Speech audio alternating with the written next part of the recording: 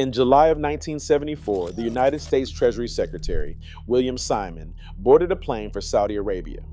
The trip was publicly described as a routine diplomatic visit. It was not. Simon had been sent to solve a problem that was, at that moment, threatening to break the American financial system, and the arrangement he came home with stayed secret for the next 41 years. Not secret in the sense of rumored. Secret in the sense that the United States Treasury deliberately excluded one country from the reports it published about who owned American government debt. Every other nation was listed by name. Saudi Arabia was folded into a vague grouping called oil exporters so that no one could see the figure. That exemption held until 2016, when a Bloomberg reporter forced the numbers into daylight with a Freedom of Information request. 41 years, one country, hidden on purpose. Now you have almost certainly heard that this arrangement, the Petrodollar deal, expired in June of 2024, that a 50-year agreement ran out, Saudi Arabia declined to renew it, and the dollar's reign over oil quietly ended. I need to tell you plainly, that did not happen. There was no 50-year agreement. There was no expiry date. There was no document to renew. And the reason that story spread to millions of people anyway is more revealing than the story itself. Because underneath the myth, something real is happening, and it looks nothing like what you were told. To understand what Simon was sent to fix, you have to start with October 1973. Arab members of OPEC imposed an oil embargo on the United States in response to American support for Israel during the Yom Kippur War. Within months, the price of crude went from around $3 a barrel to nearly $12, 4 times the price. In under 6 months, petrol stations rationed, speed limits cut, American industry built on cheap energy took a blow it never fully recovered from. But the embargo created a second problem that almost nobody outside Washington was thinking about, and it was arguably worse. Oil-producing nations were suddenly earning colossal sums of dollars, far more than their economies could absorb. Saudi Arabia's oil revenue went from roughly $4 billion a year to over $20 billion. Those dollars had to go somewhere. And if they went anywhere other than back into the United States, America would face a currency crisis on top of an energy crisis, a flood of dollars in foreign hands, held by governments who had just demonstrated they were willing to use economic weapons. So Simon flew to Jeddah with a proposition. And the proposition was not what most people think it was. He did not ask the Saudis to price oil in dollars. Oil was already priced in dollars and had been for decades. That was a legacy of the sterling collapse and the fact that American companies had built the Saudi oil industry in the first place. What Simon wanted was something much more specific. And to see why it mattered, you have to understand the loop it created. Here's the machine, and it is elegant enough that it is worth walking through slowly. Step 1, oil is priced and sold in US dollars worldwide.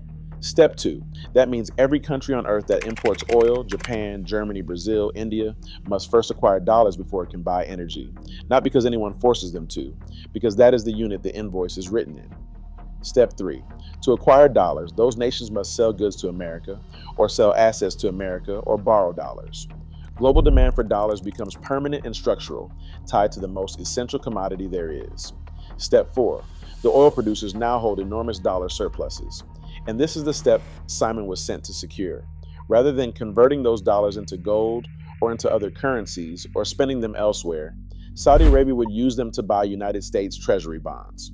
Step 5, those purchases finance American government deficits at attractive rates. From a buyer who is not price sensitive because the alternative is holding an idle pile of cash. And the loop closes. America buys oil with dollars it creates. The dollars come back to buy American debt. The debt funds American spending. The world holds dollars because it needs oil. Economists gave it a name, petrodollar recycling. The specific concession Simon negotiated was unusual enough to be worth stating precisely. Saudi Arabia was permitted to buy treasuries outside the normal public auction process, what the Treasury called add-ons. They could purchase directly, at set terms, without bidding against anyone and without their holdings appearing in the published country-by-country data. That is what stayed hidden until 2016. Now rewind to that secrecy, because when you first heard it, it sounded sinister. A hidden arrangement, a nation erased from official statistics. Look at it again with the mechanism in front of you. The secrecy was not hiding a conspiracy. It was a condition of the deal, and it was Saudi Arabia that wanted it, not Washington. The Saudi position was that if the scale of its American holdings became public, it would face pressure from other Arab states who had just fought an economic war against the United States and would not look kindly on a member of OPEC funding the American government. The concealment was the price of participation. Riyadh needed deniability, and Washington needed the money. Both got what they wanted, and the American public got a data series with a hole in it for 4 decades. When the figures finally emerged in 2016, the holdings stood at around $117 billion, substantial but notably less than many had assumed. The mystery had grown larger than the number, which brings us to June 2024 and one of the most successful pieces of financial misinformation of the decade. The claim was specific and it sounded authoritative. A 50-year U.S.-Saudi petrodollar agreement signed on the 8th of June 1974 had expired on the 8th of June 2024. Saudi Arabia had declined to renew. The petrodollar era was over. It went everywhere. Financial newsletters, major YouTube channels, television segments. There is a real agreement dated June 1974. It established the U.S.-Saudi Joint Commission on Economic Cooperation, a framework for technical and military cooperation. It is a public document. You can read it. It contains no 50-year term. It contains no expiry date. It says nothing about the pricing of oil in dollars. And the Treasury arrangement Simon negotiated later that year was never a treaty at all. It was an understanding between a finance ministry and a monarchy with no signature page to run out. Nothing expired in June 2024 because nothing had a term. Now, why did millions of people believe it? Because it confirmed something that they already suspected. The dollar's dominance feels precarious. Debt is enormous. Central banks are buying gold at a pace not seen in half a century. A story arrived that gave a date and a document to a fear people already held. And a fear with a date attached is enormously shareable. That is the mechanism of financial misinformation, and it works on people who are right about the direction and wrong about the evidence. And it is a shame the fake story got the attention, because the true one has a consequence attached to it that reshaped an entire continent. Not all of the petrodollars went into treasury bonds. There were simply too many of them. Between 1974 and 1979, OPEC nations accumulated surpluses running into the hundreds of billions of dollars, and the American government could not absorb all of that, even at the pace it was borrowing. So the surplus went where surpluses always go, into banks.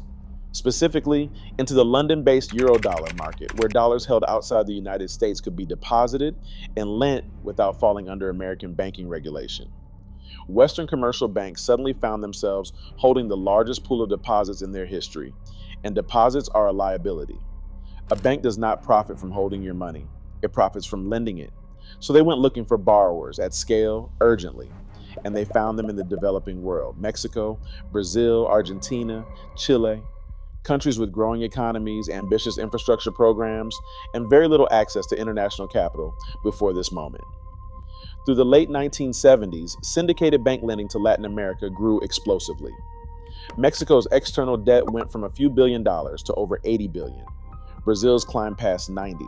The loans were made quickly with limited scrutiny because the banks had to put the money somewhere. The chairman of Citibank at the time, Walter Wriston, gave the era its defining line. He argued that sovereign lending was fundamentally safe because, in his words, countries do not go bankrupt.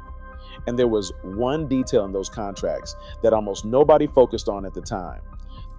The loans were not fixed rate. They were floating, tied to short-term dollar interest rates, and they reset periodically, which meant that every one of those countries had taken on an enormous obligation whose cost was set, not by their own economies, but by monetary policy decisions made in Washington.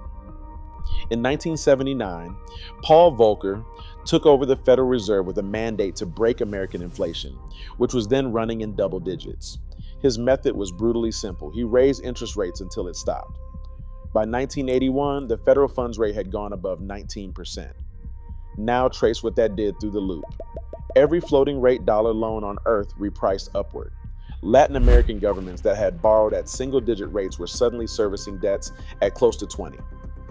At the same time, high American rates pulled global capital toward the dollar, which strengthened it, which meant every one of those debts became larger still when measured against the local currencies that had to earn the money to repay them.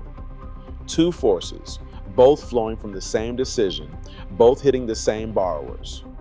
In August of 1982, Mexico's finance minister informed Washington that his country could no longer service its debt.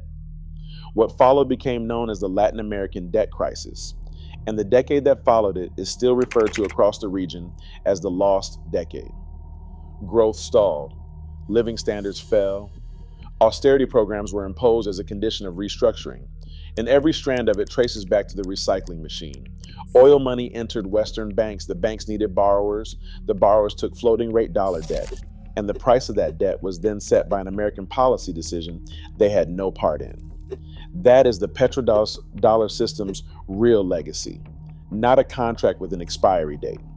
A structural dependence on the dollar that, when American policy shifted, broke a continent. So, is the petrodollar system fine? No. And this is the part that got buried under a story that was not true. Here is what is actually measurable, none of which requires a secret agreement. Reserve share. At the turn of the century, the US dollar made up roughly 71% of allocated global foreign exchange reserves. It is now just under 60%. That is a slow, steady, 25-year erosion. Not a collapse, but not noise either. Central bank gold. For 3 consecutive years, the world's central banks have bought more than 1,000 tons of gold annually. That is roughly double the average of the preceding decade. Nobody buys gold at that pace because they are comfortable holding somebody else's currency. Payment rails. In June 2024, the same month the myth went viral, which is likely how the two got tangled, Saudi Arabia joined Project M-Bridge, a cross-border payment platform built by the Bank for International Settlements together with the central banks of China, Thailand, the UAE, and Hong Kong. Its explicit purpose is settling international transactions without routing through the dollar system. That is not a rumor, it is a published announcement. And it is a far more serious development than an imaginary expiry date, because it is infrastructure rather than sentiment. UN-priced oil. China has been pressing for years to pay for Saudi crude in renminbi. Shanghai has run UN-denominated oil futures since 2018. The volumes remain small relative to dollar pricing, but the plumbing now exists, and plumbing tends to get used. So the accurate picture is this: the petrodollar system is not ending on a date. It is being incrementally routed around by countries building alternatives they can switch to gradually. And the gradual version is far more likely to succeed than a dramatic rupture, precisely because nobody has to announce it. There will be no expiry. There will just be a year, some time from now, when somebody looks at the numbers and realizes it already happened. 5 things worth watching, and every one of them is public and free. Number 1, the IMFCOFER data. Quarterly, published, showing the currency composition of world reserves. It is the single best measure of dollar dominance, and it takes 2 minutes to read. Number 2, World Gold Council Central Bank Demand, published quarterly. Central banks buying gold is the clearest available signal of official distrust in currency reserves. Number 3, M-Bridge participation. Watch which central banks join and whether transaction volumes move from pilot to production. This is the infrastructure story. Number 4, whether anyone announces a date. If a claim about the dollar comes with a specific expiry, treat that as evidence against it. Real monetary transitions do not have deadlines, they have decades. Number 5, check the primary document. The 1974 agreement is online. So is the COFER data. The reason the June 2024 story traveled so far is that almost nobody who repeated it read the thing they were describing. William Simon's arrangement was real. The secrecy was real. The recycling loop it created financed American deficits for half a century and gave the dollar a structural advantage no other currency has ever had. But it was never a contract, and things that are not contracts cannot expire. They erode. What is happening now is slower, quieter, and considerably more serious than the story you were sold, because a deal that ends on a Tuesday can be renegotiated. A system that is gradually being routed around cannot. If you want to see what happened the last time the world lost confidence in the dollar's backing, that is a single evening in August 1971. And the video is on screen now.